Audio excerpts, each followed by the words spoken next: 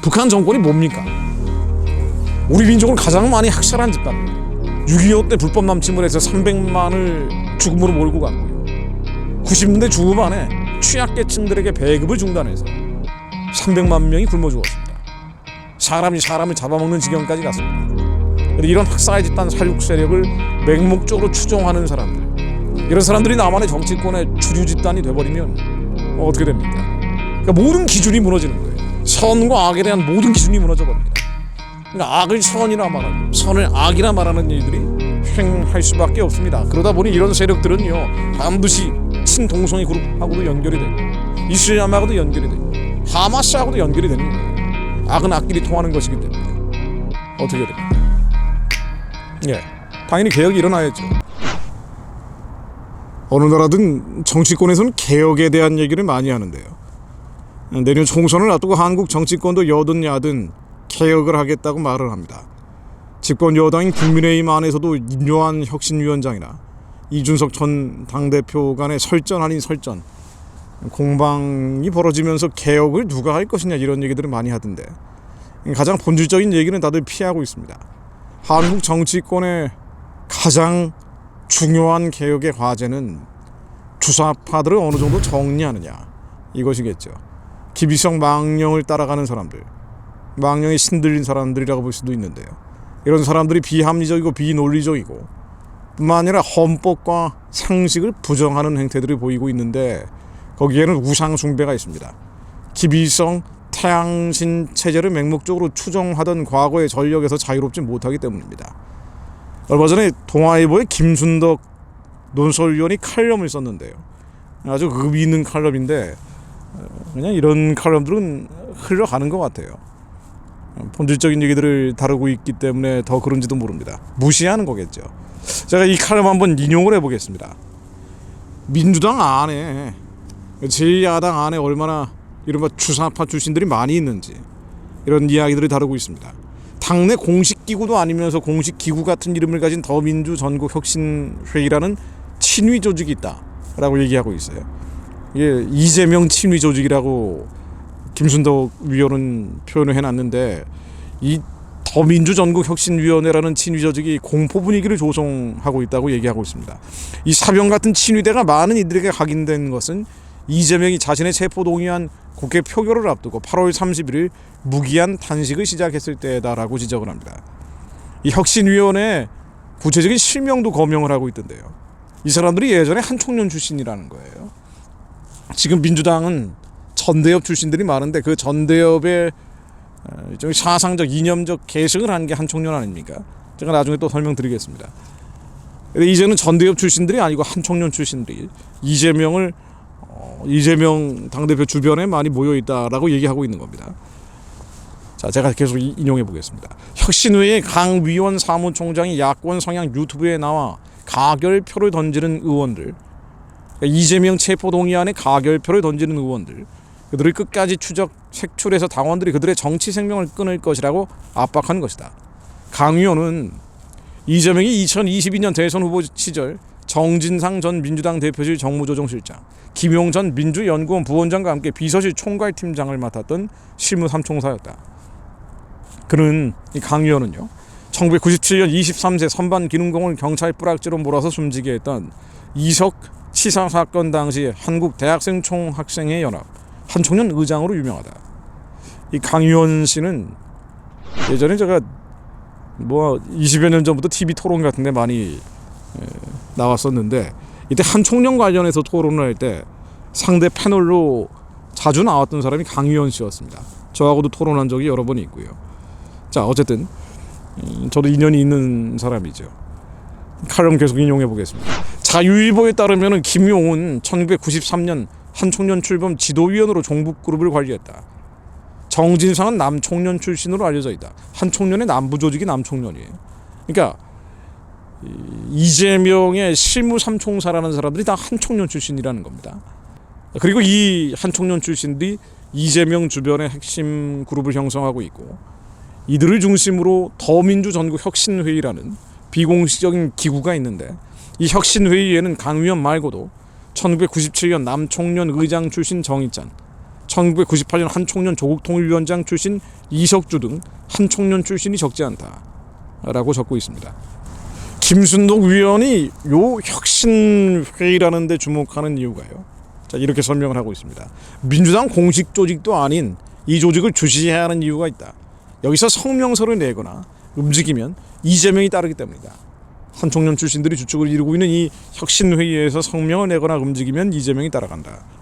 9월 6일 혁신회의가 윤석열 정권의 무능독재 내각 총사퇴 요구로 해체하자는 성명서를 내자 이틀 후에 이재명은 국회에서 총리를 포함한 내각 총사퇴를 촉구했다. 강서구청장 후보로 진교를 선보인 것도 8월 20일 혁신회의 전국 대회에서였다. 정당법에 명시된 대의원제 폐지와 당원 민주주의도 주장한다. 이렇게 되면 혁신회의에서 민주당을 접수해서 이재명을 대통령 후보로 만드는 것도 가능하다. 이건 무서운 얘기네요. 이 혁신회의가 민주당을 좌지우지하고 있다. 우리는 흔히 개딸이라고 얘기하는 그 극단주의자들이 있다고 언론에서는 보도하고 있습니다만은 개딸은 일종의 대중 조직이라 그럴까요? 그 표면 위에 드러난 조직이고 그 뒤에는 이런 혁신회의가 있고 혁신회의는 한총련 출신들이 주도하고 있다. 이 얘기를 지금 김순덕 의원이 하고 있는 겁니다. 자, 좀 더 인용해 보겠습니다. 이재명이 성남시장 시절 한총련이나 경기 동부 운동권과 열을 맺어온 것은 널리 알려진 사실이다. 한총련 말고 경기 동부 운동권. 자, 이런 조직들이 나오면 일반 국민들이 잘 접근하기 어려워요. 이 경기 동부는 뭐냐면은 이석기 세력이죠. 경기 동부연합이라고. 근데 이 이석기 세력이나 한총련들이 이재명 씨가 성남시장을 할 때부터 인연을 맺어왔다. 잘 알려진 사실이죠. 현역 의원들을 제치고 자객 공천에 나서겠다는 혁신회의 사람들 중에는 종북, 폭력, 점거, 반인권적 과거에서 자유롭지 않은 점도 없지 않다. 무엇보다 국고에서 보조금을 받는 공당의 정책과 공천 결정 과정이 공식 조직이 아닌 사조직을 통해 비민주적으로 사적인 이해관계에 의해 정해져도 되는지 의문이다. 만일 국민의힘에서 이런 일이 벌어진다면 비선 조직 아니냐면 나라가 뒤집어질 판이다. 그랬겠죠. 그런데 민주당에서는 이런 일이 벌어져도 왜 비판이 나오지 않느냐. 문화 권력이 장악되어 있기 때문입니다. 문화 권력은 입술입니다. 그 나라의 말입니다. 한총련이요.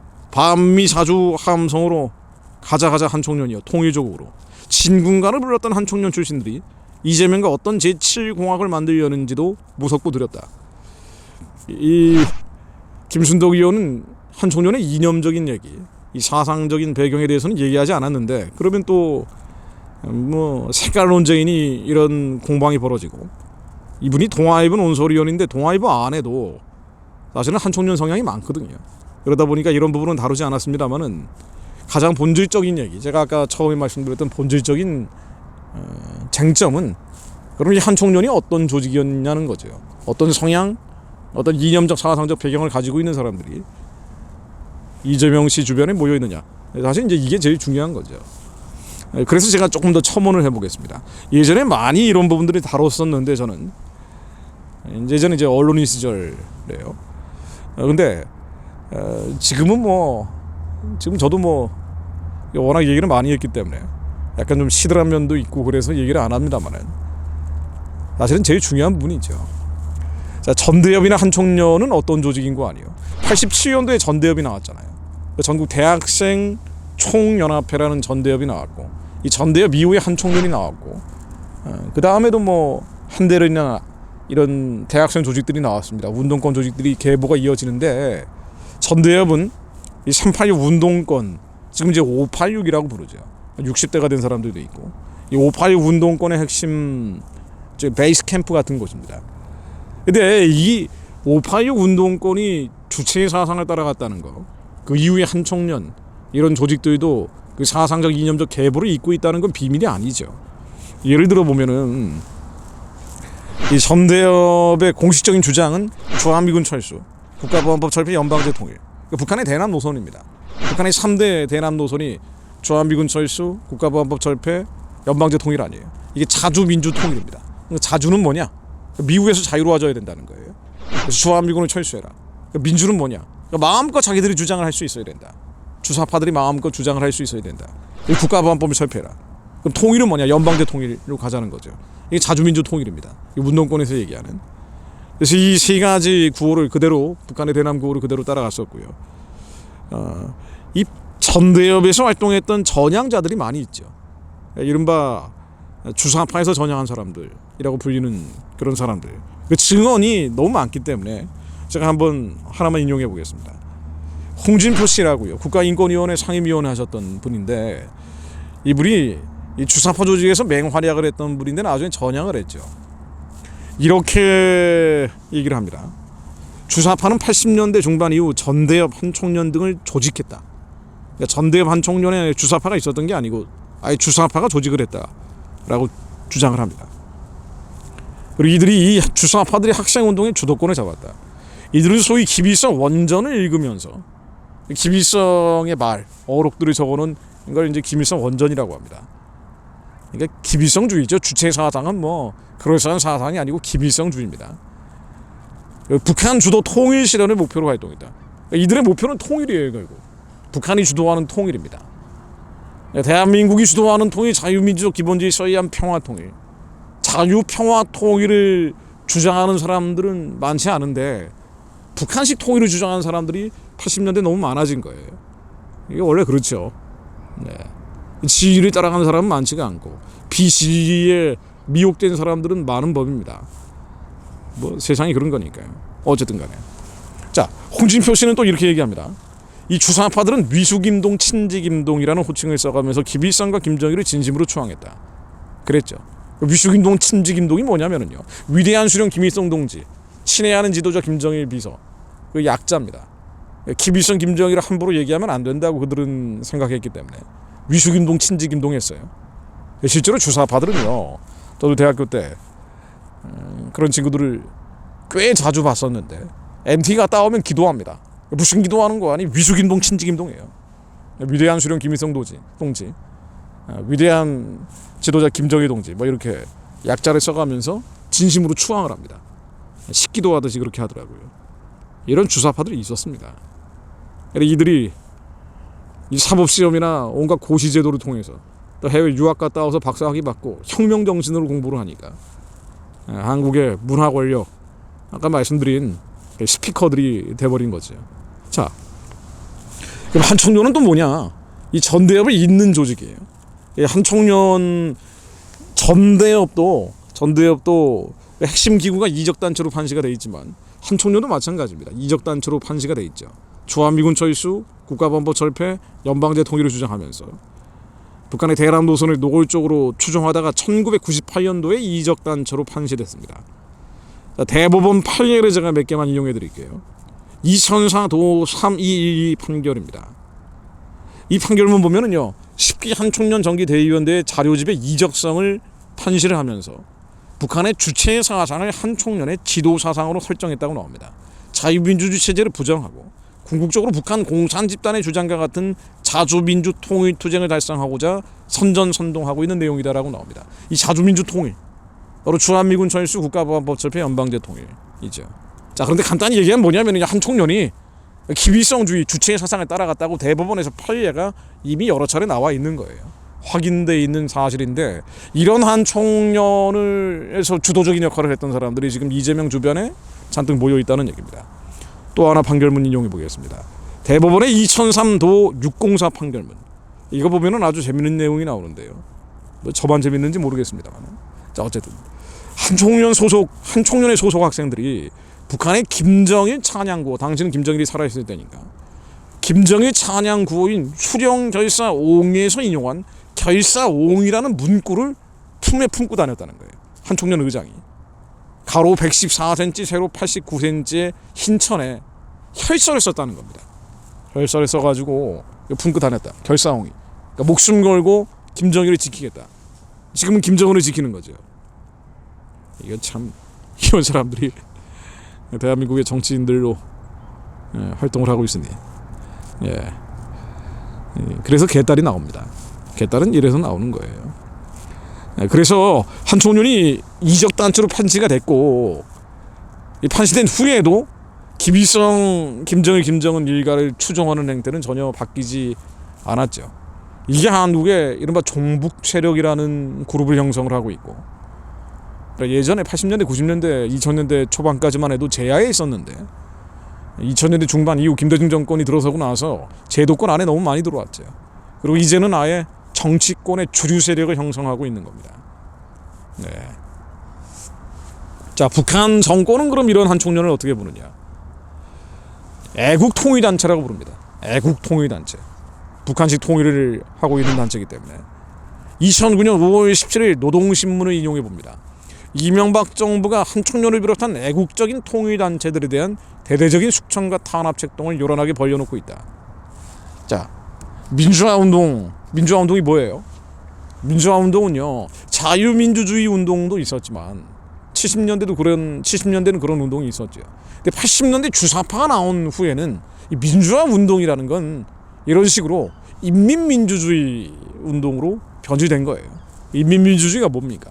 북한이 조선민주주의 인민공화국이잖아. 그러니까 북한식 민주주의를 하겠다. 주사파 운동으로 변질됐다는 겁니다. 그러니까 일반화시켜서 다 그렇다라고 얘기할 수는 없지만 그런 요소들이 많이 들어갔고, 지금은 한국 정치권의 주류 아닌 주류가 돼가고 있는 겁니다. 북한 정권이 뭡니까? 우리 민족을 가장 많이 학살한 집단이에요. 6.25 때 불법 남침을 해서 300만을 죽음으로 몰고 갔고요. 90년대 중후반에 취약계층들에게 배급을 중단해서 300만 명이 굶어 죽었습니다. 사람이 사람을 잡아먹는 지경까지 갔습니다. 북한에서 벌어진 일 아닙니까?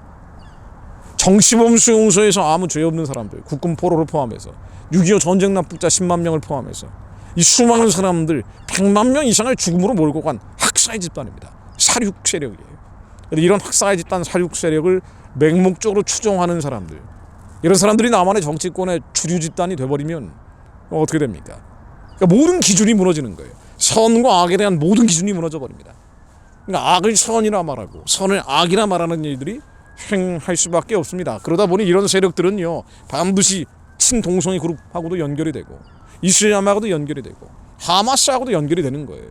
악은 악끼리 통하는 것이기 때문에 어떻게 됩니까? 예, 당연히 개혁이 일어나야죠. 정치권 안에서 개혁이 일어나야죠.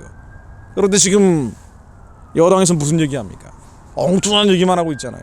이뇨한 씨건 이준석 씨건 아주 피곤한 얘기들이에요. 정말 죄송합니다. 네. 아니 뭐 그렇게 평소에는 뭐 그렇게 그런 거 보고 화내지는 않는데, 네. 어이없는 일들이죠. 이뇨한 씨건 햇볕 정책을 지금도 마치 위대한 정책이라고 얘기하고 있는 이뇨한 씨나 이준석 씨, 이준석 옆에 천하용인인가 뭐 이런 사람들, 차근법 통과시키겠다는 사람들이 수두룩 뻑적하잖아요. 그러니까 이런 사람들이 얘기하는 개혁이 뭐예요? 가장 본질적인 것은 놓치고 있는 거죠. 지가 무엇인지 모르기 때문입니다. 그래서 진정한 개혁이 일어나야 되는데 그럴 가능성이 너무 요원한 거예요. 어떻게 해야 됩니까?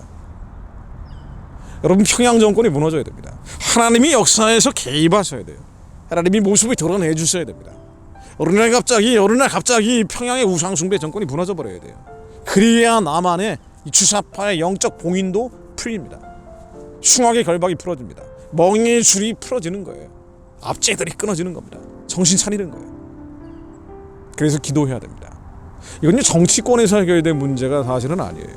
우리가 정치권을 바라보고 있지만 바뀌라고 한다고 바뀝니까? 저 사람들이. 저기 생존권인데 정치 자영업자들이 안 바뀝니다. 그래서 중보자들, 미리 앞장서서 하나님의 말씀이 대변하는 파수꾼들이 필요합니다. 이들이 조기종야로 하나님께 기억해 주십시오. 이 대한민국, 기도로 세워진 대한민국을 기억해 주십시오. 하나님 말씀으로 한반도 위에 임해 주옵소서. 평양의 우상숭배 정권이 하속히 평화적으로 망하게 하옵소서. 김정은 정권은 예수 그리스도로 면허니 무너질지어다. 그와 연결되어 있는 주사파 세력들, 언론계에 있는 저 주사파들이 망하겠어요? 문화계에 있는 주사파들이 스스로 무너지겠습니까? 지금 최근에 흥행하는 영화 보면은요, 완전한 왜곡들 아니에요. 거짓말들 아닙니까? 그런 배우들이 최고의 스타로 대접받고 있고, 거짓말을 하는 사람들이 대중의 히어로로 부각되는 게 현실입니다. 국회를 보세요. 법원을 보십시오. 이건 차라리 신경을 안 쓰면 모르겠는데 하나님 주신 마음이니까 신경을 안 쓸 수가 없잖아요. 그러니까 뭡니까? 어떻게 해야 됩니까? 평양이 무너져야 됩니다. 그래야 차근법도 막습니다. 그래야 생활 동반자법 막습니다. 그래야 평등법 막습니다. 이 주사파들은요 다음 국회에 더 많아질 거예요. 이걸 어떻게 막습니까? 20대 국회에 비해서 악법 만든 사람이 21대 2배로 많아졌다는 거 아니에요? 민주당도 2배, 국민의힘도 2배로 많아졌다는 거 아닙니까? 북한의 우상체제가 무너져야 돼요. 이게 유일한 대안입니다. 한국교회를 지키기 위해서, 이 민족이 하나님께 받은 사명, 부르심의 사명을 감당하기 위해서 하나님 북한의 우상체제가 무너지게 하옵소서. 그것을 위해서 하나님 전 세계 디아스포라 가운데 남은 자들 가운데 이 정치적인 상황이 요동하지 않고, 한국 정치하고 미국에 있는 사람들하고 무슨 상관이 있어요? 캐나다에 있는 사람들하고 무슨 상관이 있습니까? 남미에 있는 분들하고 무슨 상관이 있냐 말이에요. 오히려 한국 정치에 요동치 않고 하나님의 정확한 마음을 대변할 수 있는 디아스포라들 가운데 기도의 재단들이 일어나게 하옵소서. 이들이 한국의 남은 자들과 연합하게 하시며 이수의 파도가 한반도에 쓰나미처럼 밀어붙이게 하옵소서. 예수 그리스도 이름으로 명하노니 평양 우상 정권은 무너질지어다. 예수 그리스도 이름으로 명하노니 북한의 공산주의 집단은 평화적으로 망할지어다. 주사파 세력들은 무너질지어다. 언론계, 문화계, 정치권, 사법부, 온갖 문화 권력을 꿰차고 있는 자들 스스로 힘을 잃고 무너질지어다. 그것을 위해 하나님 먼저 외칠 수 있는 자들이 큰 소리를 내서 외치게 하옵소서. 12월 2일에 LA에서 열리는 북한 해방과 구원을 위한 집회, 하나님 남은 자들이 연합하여 기도하게 하옵소서. 주님께서 기름 부어주시어 외치게 하실 것을 믿습니다. 예수 그리스도 이름으로 기도드립니다. 아멘.